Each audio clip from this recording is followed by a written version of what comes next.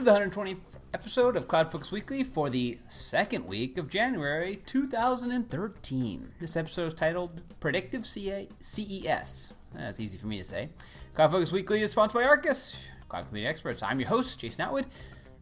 And joining me for the first time, the co-coughing host in 2013, is Justin Edelstein. Justin, how are you doing today? I'm coughing. My voice might not even still sound the way it normally sounds. So do you want to apologize to our listeners? It's my fault. Yeah. That we 2 weeks worth of podcasts. 1 week was vacation, and the second Still your fault. The second week was I got sick on vacation and just was not able to talk enough to do a podcast. First of all, only the weak take vacations, and second of all, only the weak get sick on their vacation. Sick on vacation was just the worst, and I'm still feeling it. I've got this like winter cold thing going on. It is going around. My daughter is hit with it or something. No fun. It's a vacation thing. Here's what happens: everybody goes away. They get new germs. They bring back those new germs to their old places, and everybody gets sick from them. And I was stuck on a cruise ship, so right. With a whole bunch of people with their new germs. Yeah. So you got like Idaho germs and there was South all Carolina germs. Stories about cruise ships and people getting sick on cruise ships, and then it like becoming an outbreak on the cruise ship. Oh yeah, I wasn't on one of those, but I was definitely sick on a cruise ship. Right. Let's put it that way. Yeah, it's flu season. Yeah, officially. I didn't have the flu, but that's good because that can be nasty. All right. Well, other than your sickness and vacation schedule, I was just bringing it up to apologize. Yes. Well, I made you.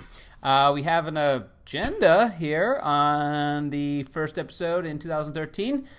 We have the 2013 predictions written by yours truly, so we'll talk about that. And we have a whole bunch of CES news, including Salesforce in CES, so kind of mixing two great things. It gives us an excuse to talk about CES. We figured next year we have to go because Salesforce is there, right? Oh, yeah. Now definitely Salesforce is there. I've actually been. All right. I went 7 years ago to CES. Maybe 7, 8? More. 7 years, maybe more. 8. Yeah, more.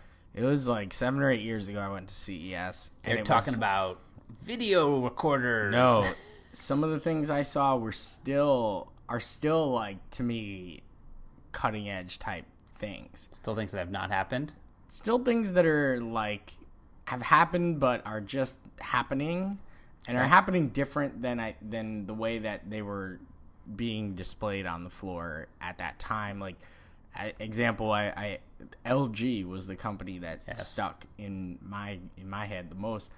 They had this whole elaborate booth set up of like the front yard of someone's house and then the living room when you'd walk into the person's house, and had it all controlled via a cell phone. Right. Like, let me turn on the sprinkler system. Let me open the garage door from my cell phone. Let me, I'm on my way home. Let me turn the air conditioner on. Let me turn the heat on. Oh, I'm on my way to the grocery store. Let me look at the camera via my cell phone that's in this, that's in the refrigerator right, and see if I need milk or whatever. And that just blew my mind. Well, there's a couple things. We'll talk about some of the things that I've heard when we get into our CES talk, because I haven't finished with the agenda yet. Yeah, I just jumped right into when I was at CES. Then we have a birthday to announce. We do? Yeah, we do. So we'll announce that birthday. And then we'll make our first picks of the new year, the CloudFocus. You haven't let me in on your pick. I'm wearing it.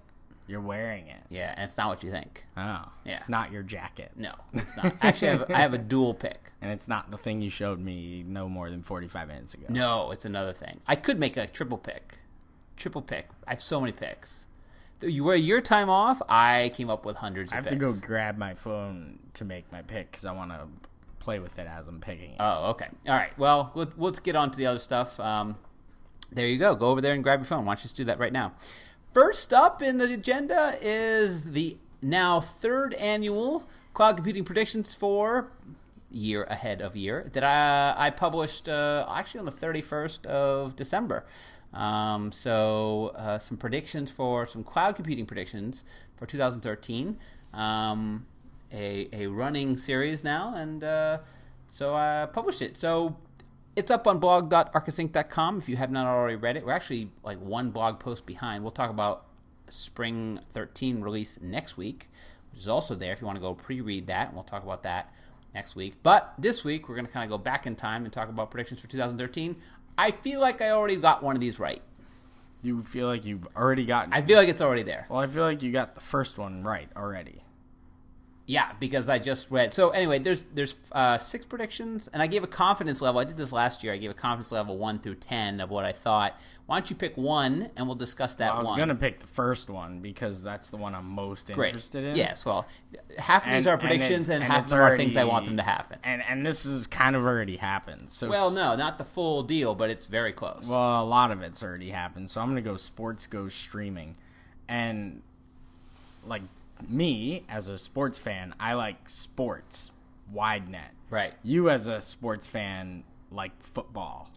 American national football. Right. Football. NFL football. You don't not like high school, not you don't college. Like college football. Nope. You don't like waste of time. Football, like soccer. You like football, very narrow. The National Football League, yes. Right. So I like sports, big, wide casting net. And sports has been streaming for a while. Right. You can watch NBA. You can get the NBA package and watch it on your Apple TV, watch it on your iPad, watch it on your laptop, whatever.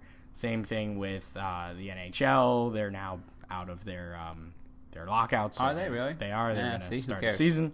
The MLB's been way out ahead. Yep.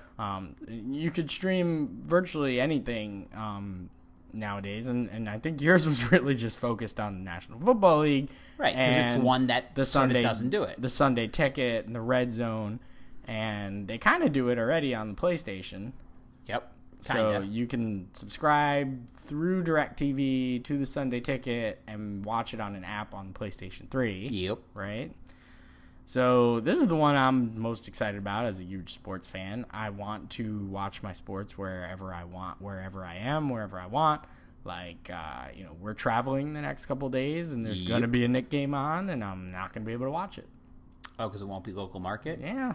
I just won't be able to watch it. What it'll be on? Will it be on a local TV station? No, it'll be on here in New York on MSG. Oh, MSG only. It wouldn't be on like Channel 9 or Channel 11? No. Oh, okay. No. It's not local cable, which is even worse than local off the air. Yeah, the only sport that, well, here in New York and probably around the country that has local network television games and only a very small percentage is baseball because there's just so many games. Football is local. Well, football's only really on network television. There's one or two games a week that are not on actual network television, but 2 games a week. Yeah. But, baseball, everyone has their own local, whether it be Fox Sports or their own network, like the Yankees own their own network. Yep. There's a bunch of others that own their own networks. But, I can't watch my Knick game. Right. So, and I want to watch my Knick game. So just I could if I subscribe to the NBA thing. I could watch it on my iPad. Oh, okay. So you could. Presuming that the internet at the hotel was strong enough to actually allow me to stream. It's always television. a big presume. Right. So more importantly, this is how I'm going to kick this into something else. So now I've gone on a sports rant. Well, no, I'm going to keep going because CBS just released their plans for the Super Bowl this year, and they're going to do a lot of second streaming, or second screening. Second screen is where you're watching the live event, but then on another tablet, iPhone, iPad, whatever. Someone said phablet today. Phablet. Yeah, it's a phablet. Phone tablet. Is that like an iPad mini? Is that a phablet? Well, yes, if that had a phone in it, because these things are some of those things are huge. The smartphones Samsung are getting so big that they're almost like tablets. The Samsung ones are enormous. Too big. The ones with the flip screen. If you need a flip cover on your smartphone, it's not a phone. It's not a phone. At that point, it's a tablet.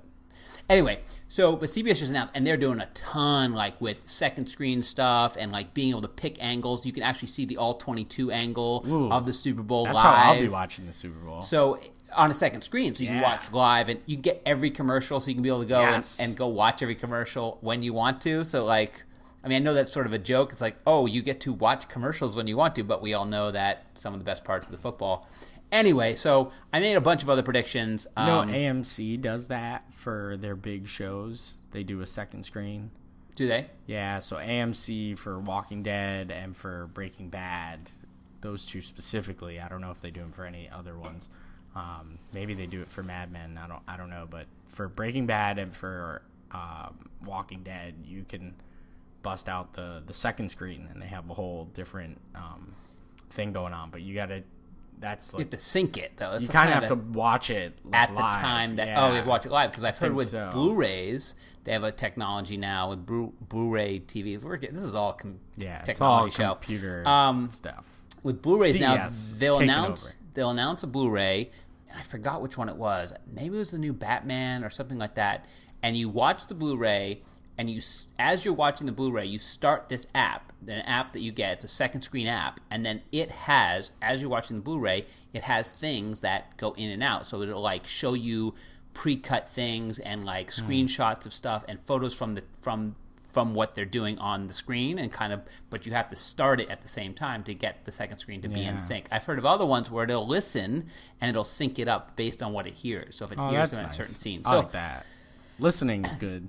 I've never really done the second screen thing. I just know it exists. It's because I never watch these shows when they're on. I usually wait about 20 minutes and then start them. Right. Like I'm TiVoing them, and then I watch them. I watch them that night in real time. Yeah, I usually watch them that night. No. But watch them like 20 minutes later, so I don't have to watch the commercials. So I don't know how that would throw the second screen thing off, because they're like, all right, get out your second screen right before the episode starts. It should sync. It shouldn't be live second screen. It should be something that syncs with what you're thinking. And I'll let you know when Walking Dead comes. I think Walking Dead will come back before Breaking Bad. So yeah, I'll let you know. All right. So blog.arkusinc.com. You can read all my predictions. Kind of fun. You can comment on the bottom if you want to drop a comment there in our discuss, which we like. Other than that, there's also other articles. Again, we post all this stuff up there. So remember to go to blog.arkusinc.com for all of your blogging needs. Next up is really just a bunch of me hitting my ring. Why don't you smack your ring against the table again? Yeah, well, this is the third, or fourth, or fifth studio we've ever been in. Lots of CES coverage. So CES is going on, the Consumer Electronics Show, which is sort of the big annual show to bring out almost everything now. Consumer electronics is like Audi announced stuff today. Yeah, that's in Vegas. Not really consumer electronics. It's huge. It's massive. I've never been. You said you've been. You started into a story. Yes. Big news for this year for us Salesforce people is that a couple things. Salesforce set up the command center at CES to watch CES. So they did the same thing they did at Dreamforce, but they set it up at CES, so that's cool.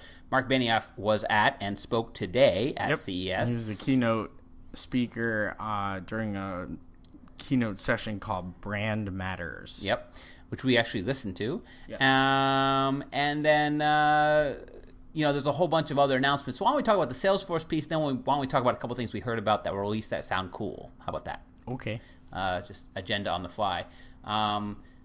Salesforce being at CES. He admitted himself that it was odd. He's like, what am I doing here? Why am I here? Why am I so big? But he made a very good point about convergence of consumer electronics and products and enterprise technology, and how they are going to have to go hand in hand. He even made an interesting statement about which I don't necessarily agree with, but he's like, 10 years from now, all this cool stuff on the expo floor is going to be in landfills. In a landfill. Absolutely somewhere. True. Well, not necessarily. Oh, absolutely. That was the thing. I thought 10 years, you're overshooting it. Well, I in saw my some household things stuff that that I still haven't really seen. So it's but those have all come out. Well, I saw 100-inch television. They were out. They have a 110-inch LCD. Yeah, now. But this was 8 years ago. Right. And in 2 years, that 100-inch will be in the trash somewhere. It's close.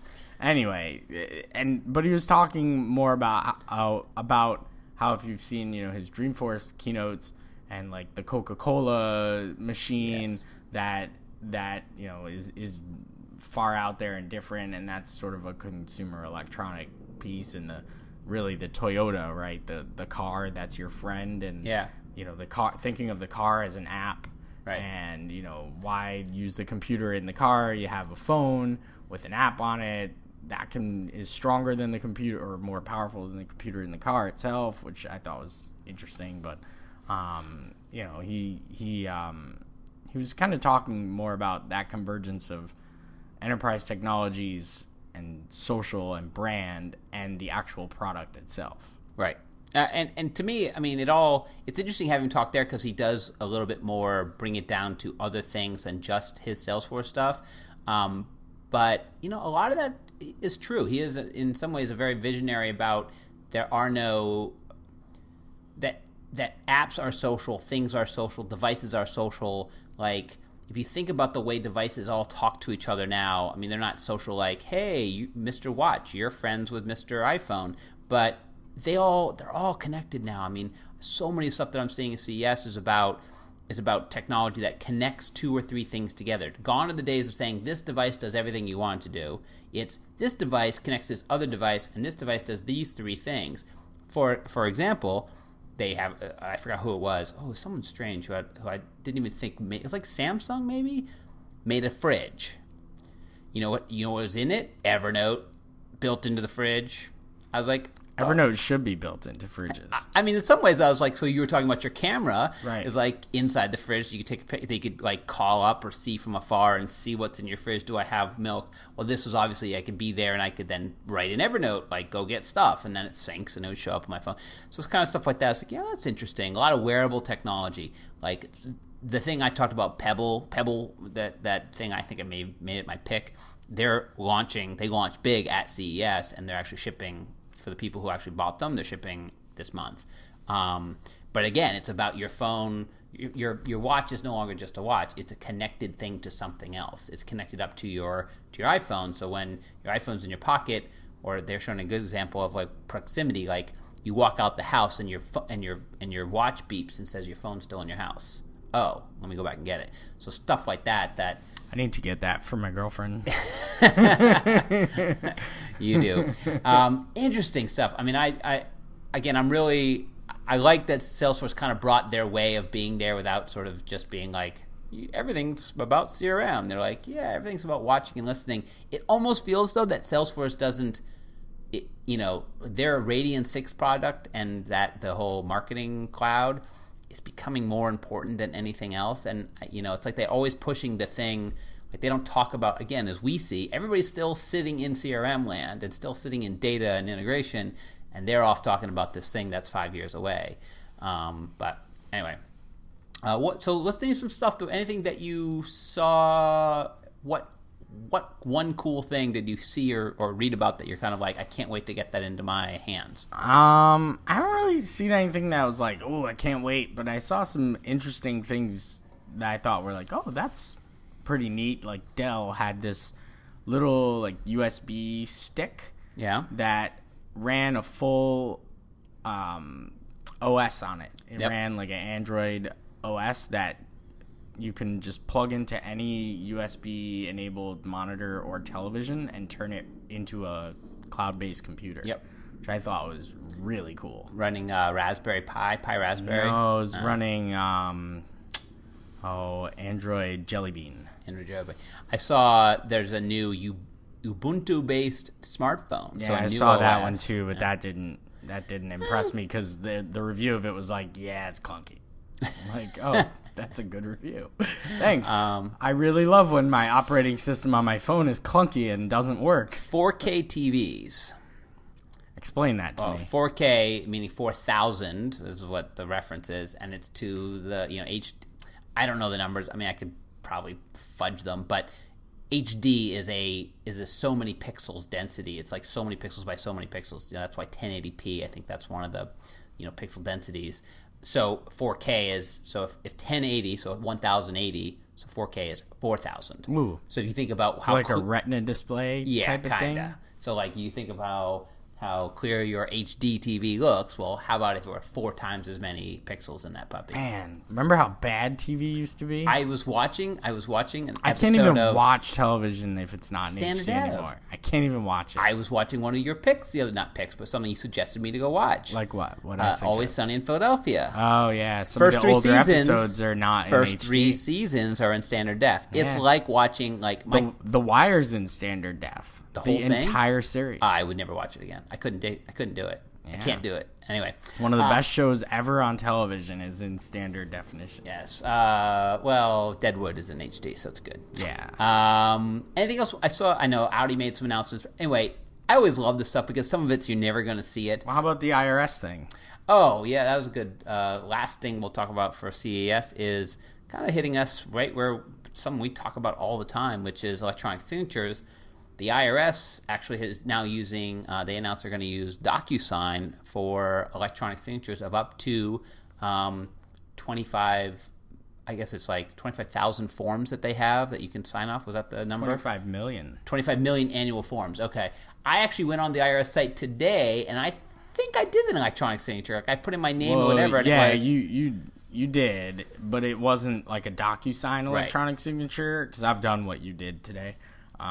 You're basically because electronic signature. I've talked to the folks at DocuSign and EchoSign about their products, and with the legal teams of our clients who are purchasing the product need to talk to them about. Right. So I've been on those calls, and it's like, yeah, the law states basically if the person like checks a box and types their name, that counts. Right. So like you don't need DocuSign and EchoSign. You don't need all that fancy like signature. Right. Really, all you need is a sentence that says, I agree that I'm signing this, and then a checkbox and let them type their name and your name, right. Yeah. They put in there, as long as they're putting in their name and it's going, right. I guess there's always just levels of it. But I think that's cool. I personally don't, I've watched over the years as I've paid taxes and stuff, how the systems have gotten better and better. It used to be very, very bad. Now it's better. It is better now. New York State, we live in New York State. New York State is better than the federal government. Yes, it is. But they're both, I pay them both online, which is all I really care about. New York State you can register and do without having to like jump through hoops. Fed, you have to get Federal, them to send you a pin. You need a pin. You need in the mail. The first time. Yeah. Well, that's... But I've changed mine 3 different times because of different bank accounts. If you add a new bank account... Right. That I'll tell... Forewarning, full disclosure, warning for anybody. If you change your bank account that's associated to the bank account that you're paying your federal taxes with, you can do it online. You change your... This is like kind of railing, but whatever. You change your account. You're still logged in. Yes.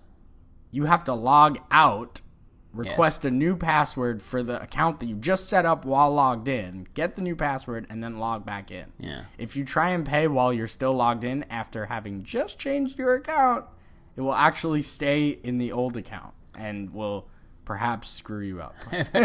Perhaps you'll get a letter from the IRS saying that you didn't pay what you said you were going to pay. Or just a fail. You'll get a note from your bank like, hey, you're trying to pay something that doesn't exist. It doesn't exist. That, and I would love, hopefully this is the iteration or the world of, I'm hoping that the next election cycle we can do online. Like, I still don't understand why in the world, even if they did pins and letters and like you had to sign up for it, like make me register through the hoop, but at least let on the day, like even if 6 months in advance, I have to send in some paperwork. I do not want to stand in line for an hour. It was miserable this year. Cold. Hour and a half. I'm standing outside. Yeah, in a little dark room or whatever with tons of other people, with people who don't really know what's going on. And then you get to the system that no matter how bad they build it online, even if they took like 1996 technology and built it online, it would still be better than the actual form you fill out that is the actual voting form. So I don't know why we don't have online voting. We have to get there somehow. Anyway. All right, well, that's all the CES. There's tons of stuff still going on, right? There's still a couple more days. I think today's the last day. Oh, it's the last day? Oh, no. That's my fault. Friday's the last day. Friday. I think it goes throughout the week. So we got a couple more days. I'm sure there'll be bigger announcements. I don't know. I don't think Sony's announced their stuff yet. Like, Sony's usually when the big I was there, I only went for 2 days, and I really only went to walk the floor. I didn't go to any sessions. Not one. It's only there to walk the floor and do stuff on the floor. I'm sorry.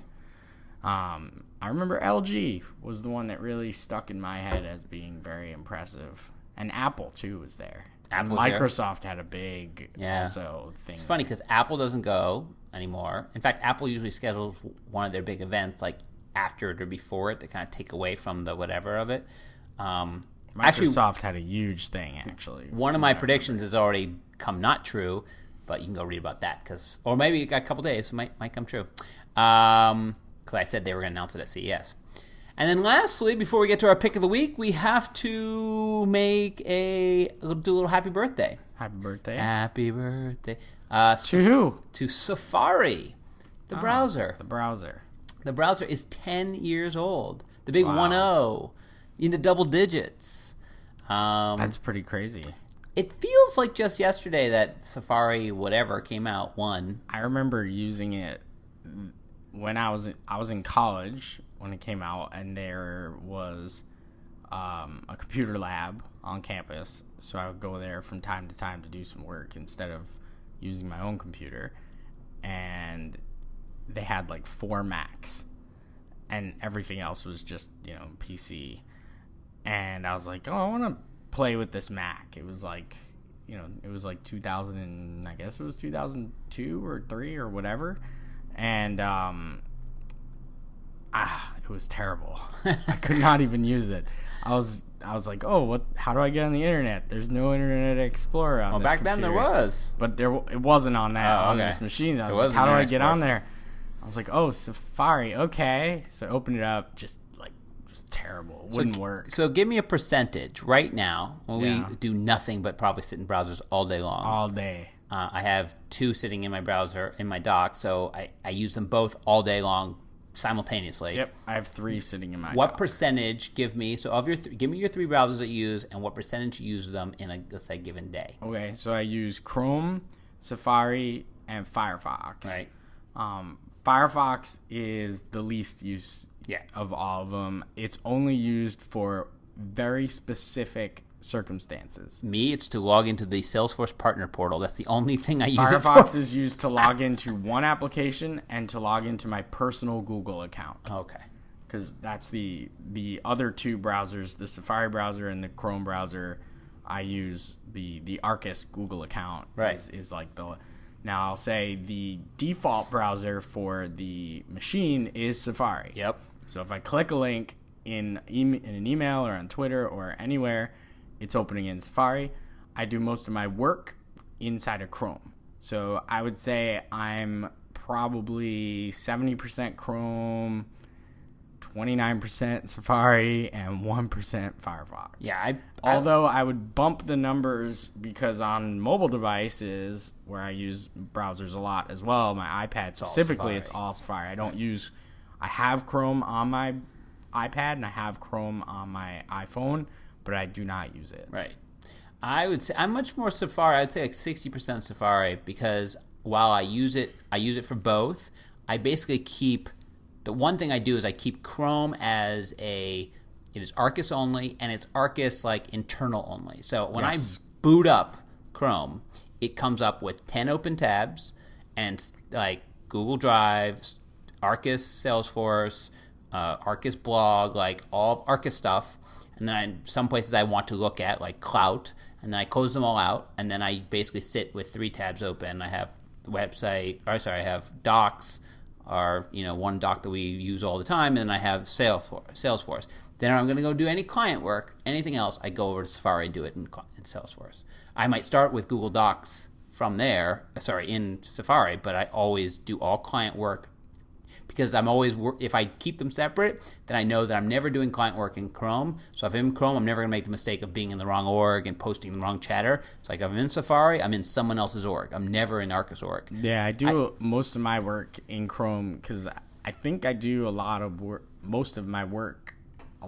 in Google, in Docs. Yeah. In apps. So I just log myself into my Google Docs on the other side. I don't do that. I feel like I don't know why, I just feel like they work better in Chrome. It just feels better in Chrome. I don't know why, it just feels better in Chrome. Feels better. All right, well, happy birthday, Safari, and it feels better in Chrome. That's it. All right, let's get to our CloudFocus app picks of the week. And you can go first. All right. Do you have your iPhone so you can pick off of it? I do. I'm not picking off of it. I already know what I'm picking. I just want to open the app on my phone so I have it open. So I'm picking the Eventbrite Mobile App. Okay. So the other day, you had sent me some event. Yes. It was like, oh, do you want to go to this event? And I was like, you know what? I do want to go to this event. And they used Eventbrite to manage the event. So I registered for the event online using Eventbrite. And then I noticed it was like, all right, to go to the event, print this thing. And I'm like, I am not printing this thing to go to this event. And they were like, or you can use the mobile app and just bring, a little, I'll show you, there's a little QR code. So since I'm going to this event, I must do this. You must do this. So I go to the, it doesn't keep me logged in, so I have to now log in here. But you go to the My Events tab on the Eventbrite application, and you'll see what happens once I actually log into this thing. Everybody's waiting breathlessly at home. Waiting. Here is the event. Oh, there it is. And I click on the event, and here's where it is. It shows you a little map, right? Spelled correctly. Oh, yeah. Add to Passbook. Right. Look at that. All this cool stuff, so right? Good. You can view your ticket from here. It's just a QR code. That's no fun. And that's it. But add to Passbook. All right, I'll add it to the Passbook. Oh, there you go. There it is. Now I'm right in my Passbook. Now I'm in. I want it. So there it is. Eventbrite for the iPhone. And Eventbrite actually has some good Salesforce There's some Salesforce connections. There's been a third-party application built that connects Eventbrite to Salesforce, built by Groundwire. Really? There's no native event? There's no one that was built by Eventbrite? There's a crappy one. Oh. Okay. From my understanding. Okay. It's not as good as the third-party Groundwire one. No, the Groundwire one's good. All right. And as long as you're using like the free Eventbrite stuff, you're not charging for your tickets, which is like this. Right. This event was free. Right.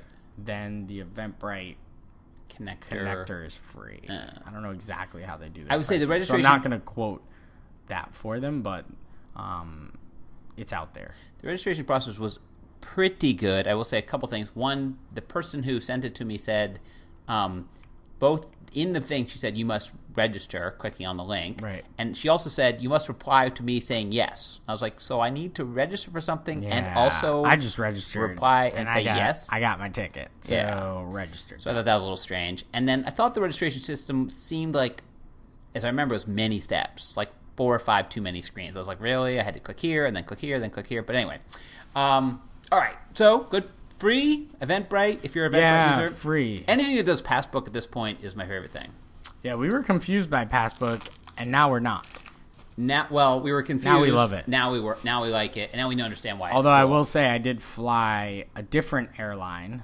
Well, you can say the airline. It was United. Okay. And they had also the ability to, log in, check in on their mobile app, and then send it to the Passbook. Okay, good. But we were all, like all the tickets were there. Like I could see everybody who was traveling with me's ticket, and I checked myself in. Yep. But then when I went to go to the Passbook, it showed me only the main person's boarding pass, not my boarding pass. Fail. So it was a total fail. So which one we used American and it worked great. Great, except for their scanner broke and they had to print. Well, that was the airline. That was the airport. But remember, we went there and then they had to print it because the scanner broke. And on the way back, we were in the wrong seat. So they had to reprint it and give it to us. So I don't think we actually got to scan in. That was the airport, not the airline. Yeah, I mean, anyway. not the app. I love Passbook. Great technology. It needs the other people to be as good as Passbook, and that's the problem. It's not you can do a crappy Passbook integration, which it seems like most have. We'll see how this Eventbrite thing works. All right, so I'm going to pick a couple picks because they're kind of connected. One is I'm holding it in my hand. So I like to run and not just away from people. In fact, before this podcast, I went for a quick run to start off the 2013 season. And I've always been a guy who runs, but I don't ever do the GPS stuff. I've never done it. You would think, Mr. Technology, like, I don't do it. But I've been inspired to do it because I've seen some other people do it, and I'm like, all right, so let me find an app. So at first I had to find a holder, and I found from Grantwood Technology, I asked my brother-in-law over Christmas. He pointed me on to the Tune Band by Grantwood Technology. So it is a iPhone 5 strap holder, whatever. Very basic, holds things, puts a rubber around it. I've got one of those. It's not quite as nice as that one, though. Whatever. I asked him. He runs all the time. I'm like, give me one that runs. It fits. It feels nice. I took it for test. I now will say, fine, you should use that. So that's Grantwood Technologies Tune Band. Then I went and said, well, let me find a... These are all going together? Is that the point? Well, I'm going to pick the one app, because this is app pick of the week, not... So what's the app? The app is called Runkeeper. And you've probably seen, if you have friends who run on Facebook, you've probably seen it. It can post to Facebook. Runkeeper. Yeah. A friend of mine uses that. I see his runs all the time. So I actually I've never got the chance to use it, but I did this time. I think one of our associates uses that. The guy should never be named? Or the other not him, the other one. Yeah. Uses it to track his bike riding. Yes. It can. It can do that as well. I think he does. Maybe. So what's here? A couple things nice about it. One is it's on your iPhone. Fine, you start it. Second of all, I have it syncing with Bluetooth with my heart rate monitor. So that's pretty awesome. So now you start up your music or whatever, and it can do that from within the app. You give it a playlist, and you say start. Now you listen to your earphones and you're running. Then it comes in every 5 minutes. I think it's every 5 minutes or half a mile. No, every half a mile, and it says, "Hey, here's what your heart rate is. Here's how fast you're running. Here's how long you've run, right? And here's where you're on track, or whatever." And then goes back out and lets the music keep going. So really, really nice. Like, so you don't ever. So all your information you don't have to look at. You can just go power ahead, and you can listen to whatever you want. You can listen to. I was actually listening to a podcast. Funny enough, and it comes in and just says, "Here's where you are. You're at this pace. Here's your heart rate." Anyway, I thought it was pretty cool. It tracks it all. It gives you a map of your run. It tells you how fast you're running. You can then afterward, of course, you can have it automatically tweet and Facebook, all that stuff. I'd turn that off because I think that's kind of annoying. I mean, for everybody else who wants to do it, whatever. But then obviously tracks your GPS. So pretty cool. So, I mean, after all this time of being a runner, I've been a runner for like 13 years. The first time I've actually used a GPS device for running. So pretty cool. And you can share with friends. You can have like a group. You can see other people's running activity. And like if you're trying to compete for something, you can do that. So all sorts of social stuff. So it's Runkeeper. I think it is free. So that's nice. The other one's about $20 for the holder. There are a bunch of these now, but I've heard that Runkeeper is one of the better ones.